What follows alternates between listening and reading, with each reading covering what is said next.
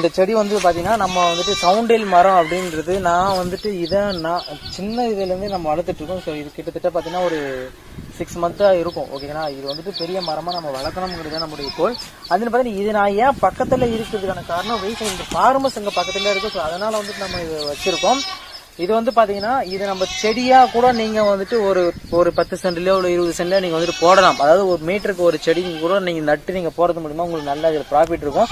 Because இதுல இருக்க தழை அப்படிங்கிறது வந்துட்டு இப்ப நீங்க உடைச்சு கொடுக்கும்போது பாத்தீங்க அப்படின்னா கிட்டவாங்க இது நீங்க உடைச்சு கொடுக்கும்போது பாத்தீங்கன்னா இதுல என்ன இருக்கு அப்படின்னா ஆடுகளுக்கு தேவையான இரும்பு சத்து இதுல வந்து இருக்கு. ஓகேங்களா, ஸோ அயர்ன் விட்டமின்ஸ் அந்த இதுல இருக்கு.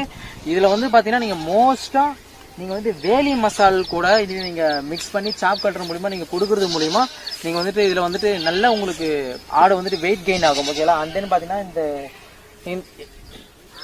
இப்ப இந்த சவுண்டில் அப்படிங்கிறது இந்த சோளத்து கூடயோ இல்ல வந்துட்டு பாத்தீங்கன்னா ட்ரை ஃபுட் கடலை கொடி கூடயோ நீங்க வந்து மிக்ஸ் பண்ணி கொடுக்க கூடாது. ஓகேங்களா, பிகாஸ் இது வந்து பாத்தீங்கன்னா ஒரு நம்ம டயட் இருக்கிற சப்ளிமெண்ட் ஃபுட் மாதிரியான கேட்டகரி லிஸ்ட்ல வர இது வந்து பாத்தீங்கன்னா நமக்கு வந்துட்டு பாத்தீங்கன்னா வேலி மசாலா அது பாத்தீங்கன்னா அகத்தி அது பாத்தீங்கன்னா சவுண்டல் இது மூணுத்தையும் நீங்க மிக்ஸ் பண்ணி கொடுக்கறது மூலியமா சாப் கட்டில வச்சு சாப் பண்ணி நீங்க கொடுக்கறது மூலியமா உங்களுக்கு வந்து பாத்தீங்கன்னா வெயிட் கெயின் நல்லாவே இருக்கும். ஒரு 20 டேஸ்ல உங்களுக்கு நல்ல ரிசல்ட் இருக்கும். இந்த ஆடு வந்து நல்லா விரும்பி சாப்பிடுங்க. இப்ப நான் உங்களுக்கு ஆடு உடைச்சு கூட நான் லைவா கூட நான் உங்களுக்கு காட்டுறேன். நீங்க பாருங்க இது எப்படி சாப்பிடுதுன்னு சொல்லிட்டு. மோஸ்டா வந்துட்டு நீங்க ஆடு பிகினிங் ஸ்டேஜ்ல நீங்க வளர்க்குறீங்க அப்படின்னா கண்டிப்பா உங்களுடைய வீட்டு பக்கத்திலயோ இல்ல உங்களுடைய ஷெட்டுக்கு பக்கத்திலயோ ஒரு 2 செடி இந்த மாதிரி வளர்த்தீங்கன்னா போதும். இங்க பாருங்க இந்த 2 ஸ்டேஜ்ல இங்க காட்டுங்க. இந்த மாதிரி ஒரு 2 செடி நீங்க வளர்த்தீங்கன்னா போதும். இதுல இருந்து நீங்க கட் பண்ணி நீங்க கொடுக்கலாம். ஓகேங்களா, இது வந்து சேர்த்து நீங்க கொடுக்கறது மூலம் ஆடு நல்லாவே உங்களுக்கு சாப்பிடும். ஓகேங்களா, அந்த பாத்தீங்கன்னா இதை நான் உங்களுக்கு லைவாவே காட்டுறேன். இப்ப நீங்க ஆடுல வந்துட்டு எப்படி சாப்பிடுதுன்னு பாருங்க. பாருங்க உடைச்சு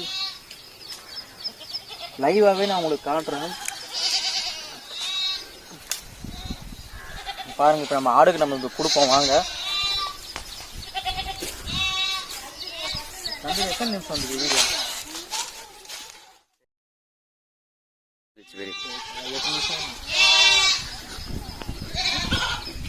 காய்ச்சி இப்போ பாருங்க ஆடு பாருங்க என்ன பாடுபடுதுன்னு சொல்லிட்டு இங்க பாருங்க ஆடு காட்டுங்க.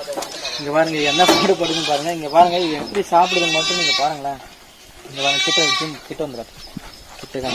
இங்க பாருங்க எப்படி சாப்பிடுதுன்னு பாருங்க. ஆடுகளுக்கு வந்துட்டு ரொம்ப ரொம்ப ரொம்ப இம்பார்ட்டன்டான ஒண்ணுங்க இந்த சவுண்டில் அப்படிங்கிறது.